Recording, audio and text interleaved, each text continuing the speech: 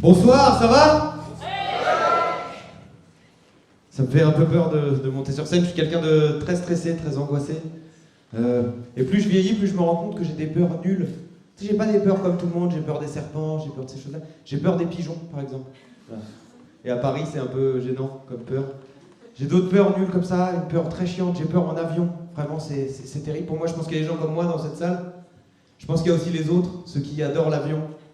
Tu sais, j'ai du mal à comprendre ce mytho. Je pense que l'avion, c'est pas quelque chose que tu peux adorer. Je pense que tu peux t'en foutre de prendre l'avion.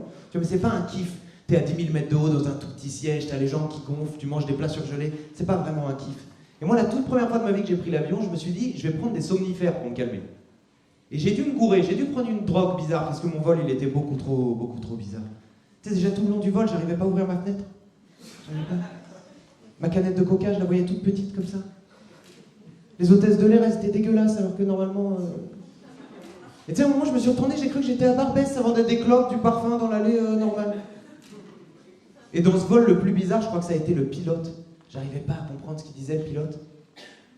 Tu sais, c'est quoi leur projet en pilote d'avion? On les comprend jamais. Pour moi, c'est un peu comme les médecins. C'est un médecin, quand il te fait une ordonnance, il fait une ligne avec des bosses dessus, et t'es censé comprendre ce qu'il y a écrit. Du coup, j'ai une petite théorie. C'est que c'est les médecins qui écrivent les discours pour les pilotes d'avion. Le pilote d'avion, je sais pas si c'est clair dans la tête de tout le monde, je vais vous le faire rapidement, ça fait à peu près ça. Good afternoon, standing for the Christian Thompson, that's your best friend.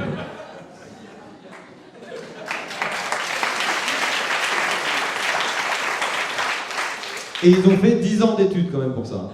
C'est quand même dur. Moi, si j'avais fait 10 ans d'études pour devenir pilote d'avion, les gens, je les fais rêver. Je les laisse s'installer, et là... Bonsoir, messieurs, dames, bienvenue dans le vol Paris-Nice. L'avion mettra 1h30 arrivé à destination, il fera 23 degrés arrivé à la destination. Tu sais, je les fais kiffer vraiment. L'avion, c'était trop bizarre. La toute première fois que je le prends, on m'a donné une consigne de sécurité. J'ai une hôtesse de l'air qui vient me voir et qui me dit: Monsieur, s'il y a un problème, il y a une issue de secours qui sort, il y a un toboggan, vous glissez dessus.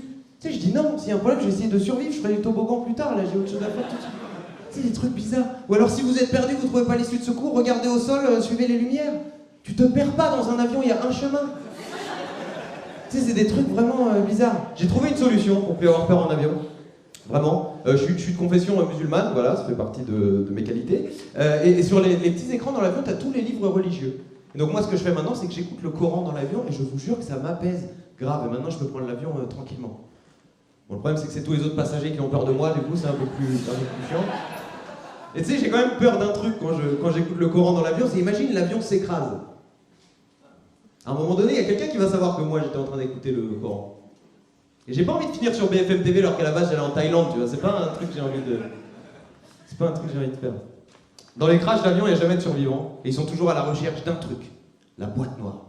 Personne sait à quoi ressemble une boîte noire, mais ils sont à la recherche de ce truc-là.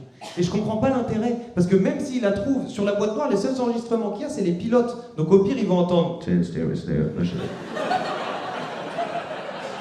Mais ils sauront jamais ce qui s'est passé, tu vois, c'est vraiment... C'est un truc... Je voulais vous parler de mon premier toucher rectal. Oui, c'est un sujet, il n'y a pas de transition, c'est comme ça.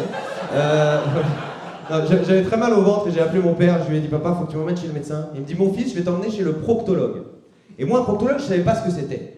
Et si tu veux, la première fois que tu entends le mot proctologue, il n'y a rien qui dit doigt dans le cul dedans. Y a pas de... Donc tu vas serein. Et j'arrive là-bas et le médecin me dit: Monsieur, déshabillez-vous. Donc je me déshabille en mode médecin, je garde mon caleçon sur moi. Et il me fixe et il me fait ce geste. Et tu sais, je comprends qu'il veut que j'enlève mon caleçon, mais c'est gênant parce qu'il y a mon père avec moi dans le cabinet du médecin, tu vois. Donc j'enlève mon caleçon et là il me dit de m'allonger sur le petit lit de médecin. Donc c'est encore une situation gênante parce que je sais pas comment m'allonger sur un lit quand je suis nu et que c'est un mec qui m'a demandé, ça m'est jamais arrivé avant, je sais pas trop comment me mettre. Et le médecin me dit: Mettez-vous à quatre pattes.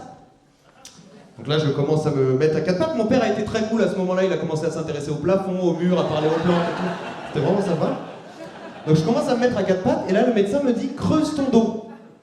Donc je creuse mon dos. Je suis passé de malade à pute en 10 secondes. C'était vraiment très rapide et très douloureux. Il met un gant en latex, il met sa main dans de la vaseline et il me dit: Ça va pas faire mal. Je dis: Déjà, tu me parles plus jamais dans l'oreille, tu vas me faire un truc super bizarre. Et donc il met ses doigts, il cherche un peu, au bout d'une minute il enlève sa main, il enlève son gant, il me dit: C'est bon, t'as rien, il retourne à son bureau. Et tu sais, moi là je suis encore comme ça. Et je le regarde, je fais: Bah, je sais pas, fais-moi un bisou, mets-moi une claque sur le cul, mais fais pas que tu dis c'était rien passé entre nous, tu vois, on vient de vivre un moment.